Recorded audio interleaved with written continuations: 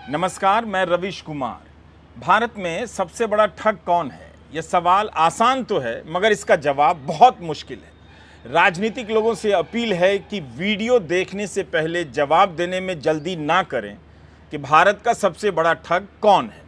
वैसे भी जो जवाब आप जानते हैं, उसे लेकर जल्दी नहीं करनी चाहिए, लेकिन भारत में ठगों की प्रतियोगिता तो होनी ही चाहिए, ताकि हम और आप सही सही जान सकें कि भारत में सबसे बड़ा ठग कौन है। Do you get my point? सबसे पहले बात होगी गुजरात के किरण भाई पटेल की। प्रधानमंत्री कार्यालय का अधिकारी बताकर कश्मीर की वादियों में Z+ सुरक्षा में घूमते रहे, कश्मीर का दौरा करते रहे, सीमा सुरक्षा बल, सेना से लेकर और प्रशासन तक को बेवकूफ बनाया। इसके बाद बात होगी गोदी मीडिया के तमाम चैनलों और अखबारों की, जिसने नोबेल कमेटी के डिप्टी लीडर एसले टोजे के हवाले से फर्जी खबर चला दी कि प्रधानमंत्री मोदी नोबेल शांति पुरस्कार के दावेदार हो सकते हैं। फिर उसके बाद बात होगी गौतम अडानी की।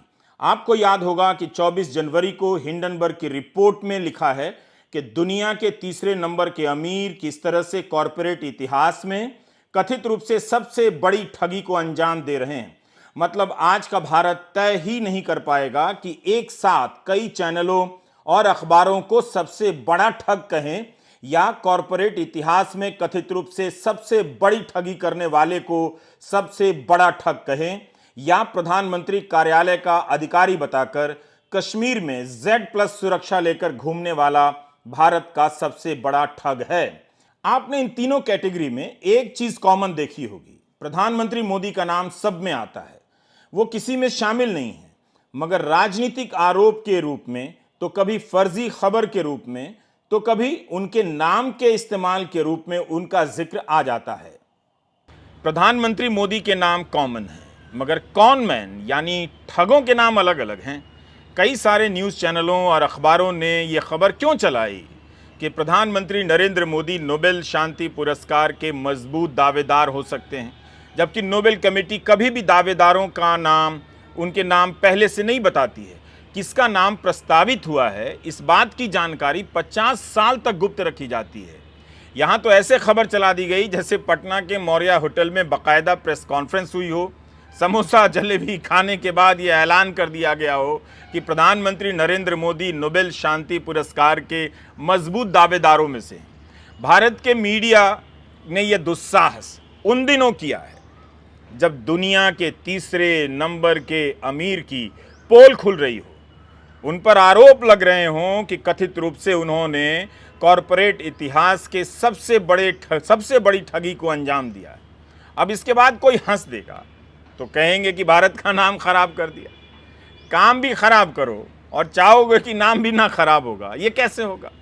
अगर इस बात से भारत की छवि खराब ना हो तो कही जा सकती है कि भारत एक ठग प्रधान देश है।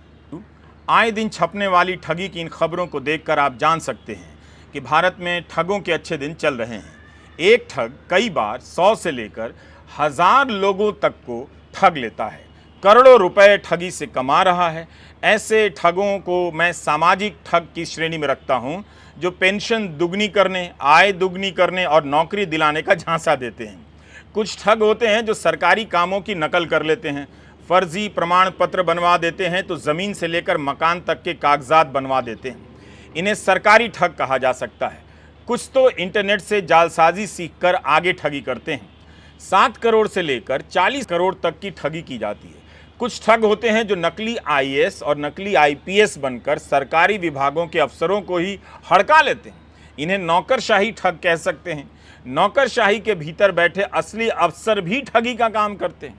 किसी को फर्जी मामले में फंसा देते हैं तो किसी को फंसाने का डर दिखाकर माल बना लेते हैं। कुछ ठग धार्मिक ठग होते हैं जो अंधविश्वास फैलाकर समाज से लाखों करोड़ों रुपए कमाते हैं।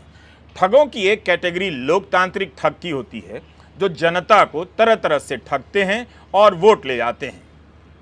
मगर इन सब में सबसे ऊपर लेवल का ठग वो है जो प्रधानमंत्री कार्यालय का अधिकारी बनकर कश्मीर जाता है, सेना के साथ बैठकर समीक्षा करता है, प्रशासन से सुरक्षा मांगता है, 5 स्टार होटल में रुकता है सरकारी खर्चे पर, कांति भाई पटेल ने जो किया है वो ऐतिहासिक है। कांति पटेल ने सेना से लेकर प्रशासन तक को चकमा दिया है, वो भी उच्च सुरक्षा वाले जोन में। हम तो इनके बारे में बताएंगे ही, लेकिन तेजस्वी यादव को बताते हुए सुनिए, लगेगा कि अब हंसी से फट पड़ेंगे। मगर तेजस्वी ने हंसी रोककर हंसाने वाली यह बात किस तरह से कही है, इसे आप गंभीरता से देख सकते हैं। हम अपने दर्शकों को बता दें कि हमसे एक चूक हो गई है। इस महाठग का नाम हमने कांति पटेल कह दिया है, जबकि ये किरण पटेल है। देखिए, श्रीनगर में सुरक्षा कर्मियों के साथ जो सुरक्षा उसको और यही नहीं, आप देखिएगा कि Z+ सुरक्षा भी जो है इसको प्रदान रहता है। और ये भारतीय जनता पार्टी का सदस्य भी है, यानी जो फर्जी जो आदमी है, साफ तौर पे ये सदस्य भी है भारतीय जनता पार्टी का। ये बहुत ही बड़ा मामला है और अमित शाह जी के साथ इसकी तस्वीर भी है। अब पता नहीं जांच एजेंसियां तो सारी जितनी है वो तो विपक्ष के नेताओं के पीछे छोड़ दिया गया।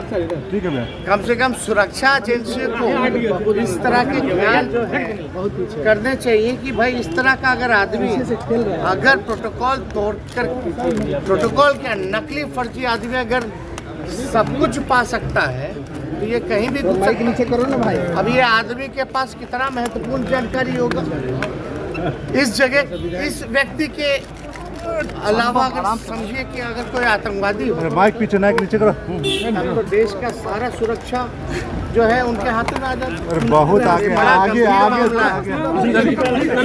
अब तो आपको कांति भाई पटेल के कारनामे का अंदाजा हो गया होगा। कई लोग कांति पटेल को ठग नहीं मान रहे हैं, सवाल उठा रहे हैं कि Z कैटेगरी की सुरक्षा केवल ईमेल कर देने या विजिटिंग कार्ड दिखा देने या झांसा दे देने से किसी को नहीं मिलती है, यह असंभव है।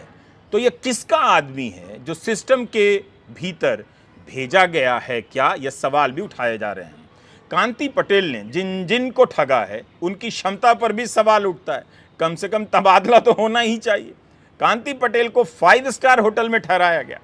क्या जम्मू कश्मीर प्रशासन दिल्ली से आने वाले तमाम IAS अफसरों को ऐसी सुविधा देता है? और इतनी महंगी सुविधा देने की ज़रूरत भी क्या है? उन्हें Z+ की सुरक्षा कैसे दे दी गई? किरण पटेल कश्मीर दौरे का रील्स बना रहा था, वीडियो बना रहा था। ऐसा तो कोई अफसर करता भी नहीं। इतना ही काफ़ी था कि पहले ही दिन किसी के कान खड़े हो जाते कि यह उड़ी सेक्टर में सीमा पर गया है।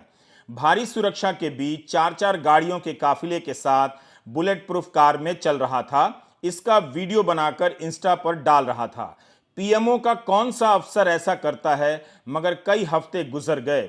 मीडिया रिपोर्ट के अनुसार किरण पटेल अधिकारियों को हड़काता भी था कि वह उनके तबादले करवा देगा। सवाल है कि कोई भी अफसर खुद को यह बताए कि वह प्रधानमंत्री कार्यालय से आया है, रणनीति और अभियान विभाग का अतिरिक्त निदेशक है, तो कोई यूं ही स्वीकार कर लेगा? किरण पटेल किसका आदमी है? सामान्य ठग है या इसे यहां तक पहुंचाने में किसी और की भूमिका थी? जांच का इंतजार